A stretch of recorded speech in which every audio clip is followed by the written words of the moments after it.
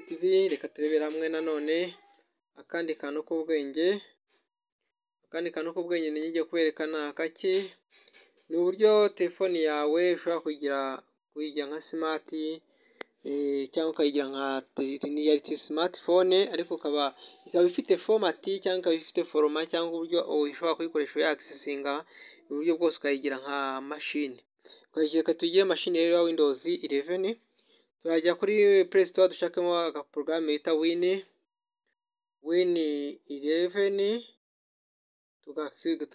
tukinstall muri telefoni. Tumara kukinstall muri telefoni ako gaporogaramu, tujya muri Play Store, turaza gufungura dusanga tukaactivate icyo bita Windows 11.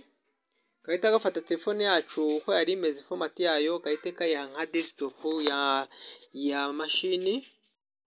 Tukuye kuri Play Store urabona ko barakeneye niyo bita Win11 launcher, urayishyiraho nurangiza uyikoreshe. Urabona tubona ko screen ya mashini yawe irahinduka rwose, cyangwa screen ya telefone yawe irahinduka nk'iya mashini.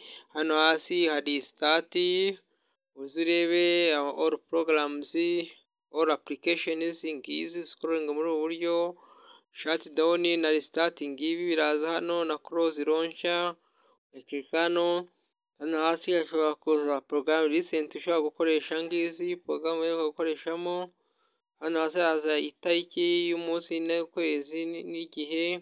Hano nkirike hano hasi mbe ntabasha kureba ko ndi gukoresha wifi cyangwa ndi kuri internet cyangwa bluetooth n'umuriro wa battery. Ni ukuvuga ngo format ihita ikwereka hano interface yayo ni nk'iya mashini, nk'uko dusanzwe dukoresha mashini. Search ngiyi tugasashingamo ikintu kuri Mukotana, mbaza icyo ushaka cyose, cyangwa ugasashinga ikintu kiri mu mashini cyangwa muri telefone. Ahangaha naho wagisashinga. All applications ngizi uraziscrollinga hano. Iyi ni menu, usashingemo porogaramu runaka ushaka kujyaho, uyifungure. Niba ari Play Store ngiyi ifunguriye muri Windows. Ni ukuvuga ngo telefoni twagize screen yayo tuyigira nk'uko access yo kuyigasesinga ibyari birimo tuyigira nka telefone, nka mashini. Ni ukuvuga ngo twagize nka mashini, niyo mpamvu muri kureba hano turi kureba ya application uza kureba hano, iyo bita launcher. Urahita wandikamo Windows 10 cyangwa Windows 11, Win11 launcher. Ngiyi urahita uyibona hariya hejuru, usashingemo ngiyi Windows 11 launcher, uyisacinge, uyidownloading, uyinstall. Ngiyi ariyo ngiyi murabona ko iri install muri telefone. Ushatse washakamo na Windows 10, biterwa nuko washaka ko telefone yawe ihindura nuza yayo, interface yayo kujya yagisingaho, ukayagisinga mu buryo bumeze nka telefone, bumeze nka mashini. Tubona ko interface yayo yi telefone rwose.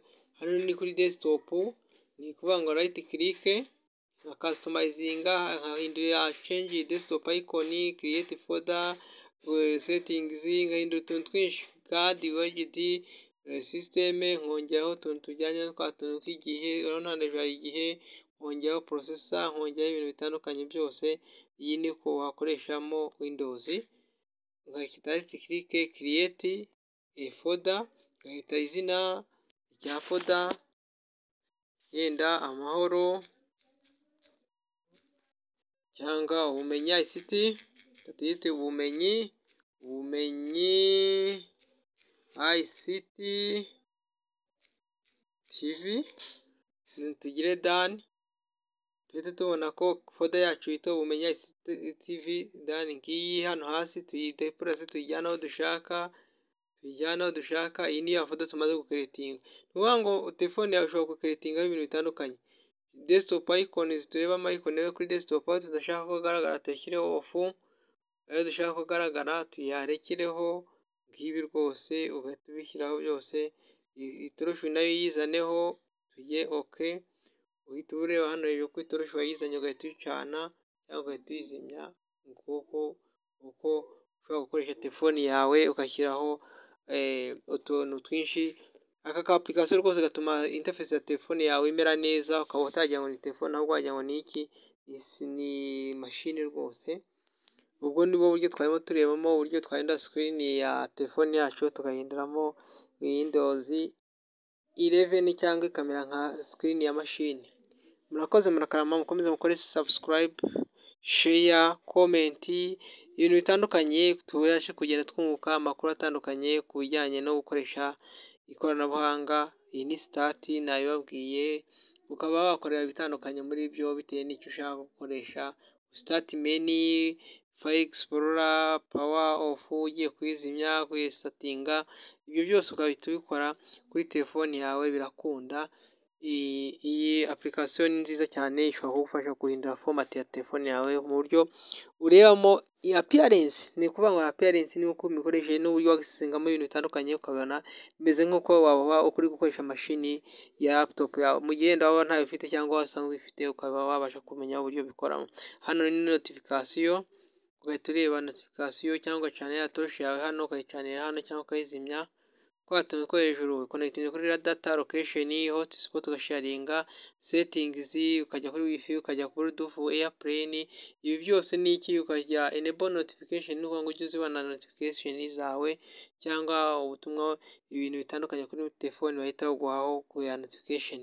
Ubwo buryo twarimo tureba rero ubikora aha ngaha, ukareba igihe ukasetinga telefone inuza kalendari yawe, ugahita uyireba ngiyi hano n'igihe n'iki byose n'amatariki turiho, ugahita ubona ko iyi Windows 11 launcher irabikora neza rwose, ukabona biratunganye, ukabona telefone yawe iragaragara neza rwose, iraryoshye mu buryo mukoresha aka application. Murakoze makarama, mwari kumwe na Francis nk'uko bisanzwe ubagezaho ibijyanye n'ikoranabuhanga mu buryo butandukanye.